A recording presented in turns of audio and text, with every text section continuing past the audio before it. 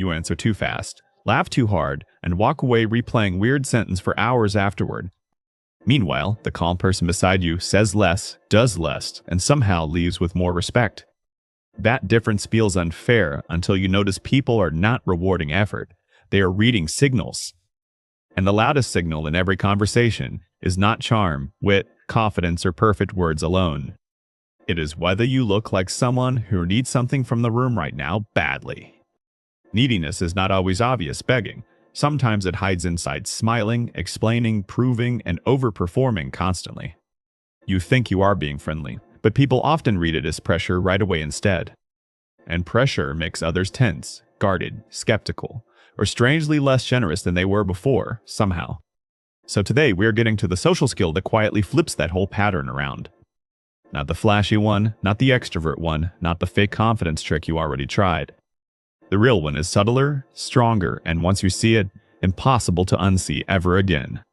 First, I will show why trying harder actually lowers status in ordinary conversations for most people. Then we will fix the tiny habits that make you appear unsure before you even speak. And later, the final shift will explain why respected people almost never rush to be understood. Because respect does not start when you impress someone. It starts when you stop chasing approval. Think about the last time you met someone important and suddenly your personality became oddly overactive. Your voice got brighter, your jokes got quicker, and your opinions started arriving before your thoughts. You were not trying to be fake. You were trying to prevent rejection before it happened. That is the hidden engine behind most awkward social behavior. Preemptive self-defense dressed as likability. You explain more because silence feels dangerous, not because more words are actually helping anyone there.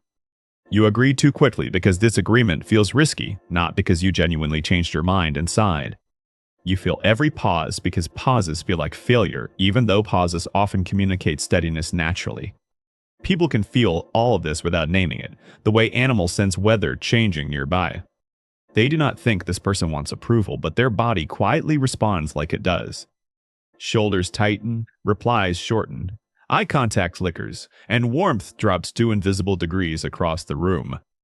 Then you feel that shift, panic slightly, and start performing even harder to repair it again. That is why forcing confidence fails. It reacts to tension instead of removing the source entirely. The source is this. When your worth feels negotiable, your behavior starts bargaining for safety everywhere.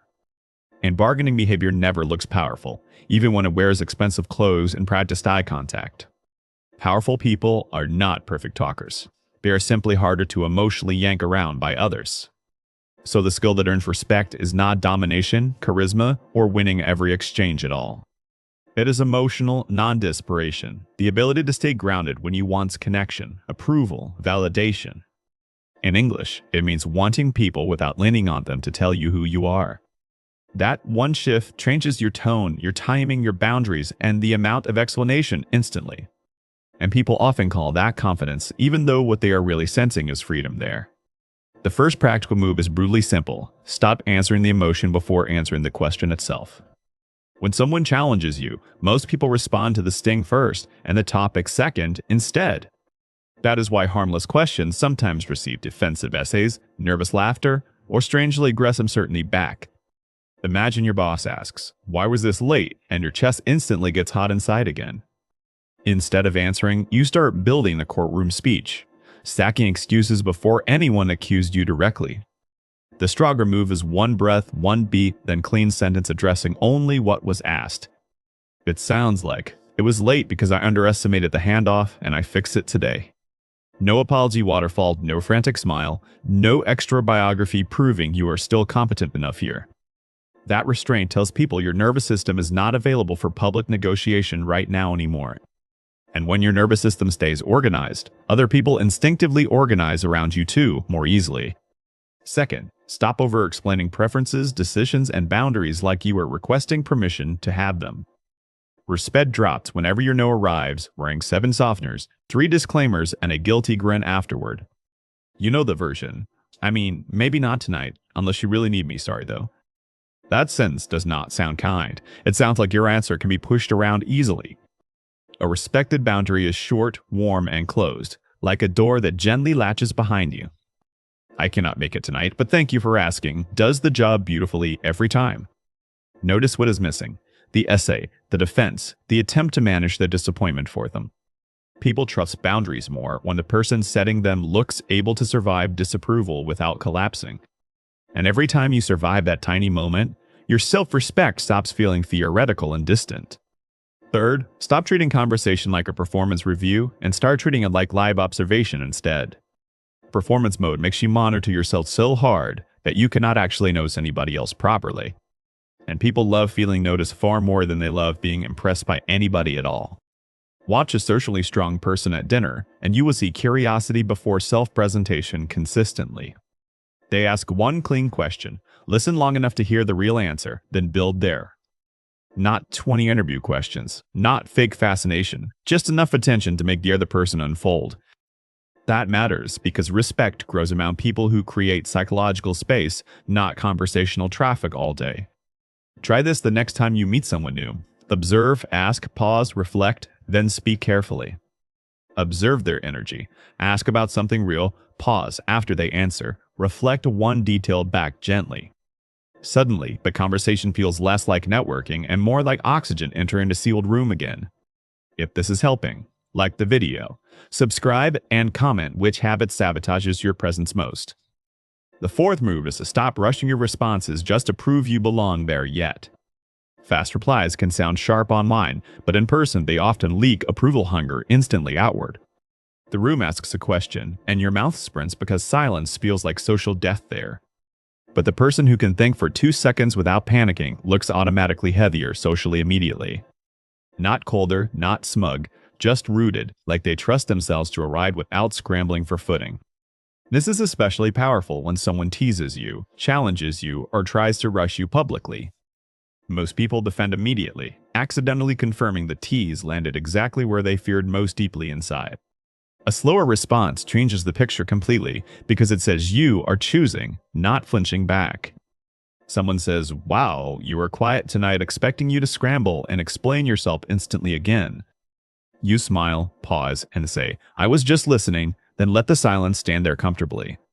Now the spotlight swings back toward them and suddenly you look composed instead of cornered there. Fifth, let other people have their reactions without chasing them down for immediate reassurance afterward either. This is where most respect gets accidentally burned in the first 10 seconds after tension appears. You say something honest, notice their face change slightly, and instantly rush to soften everything down. Or you set a boundary, feel the room cool, and begin backpedaling before anyone objects openly. That backpedaling teaches people a dangerous lesson.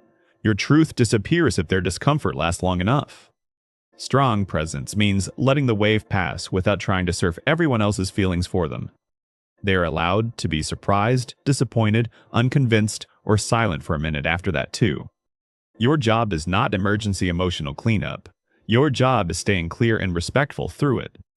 Ironically, that calm usually helps people settle faster than all the soothing ever did before anyway.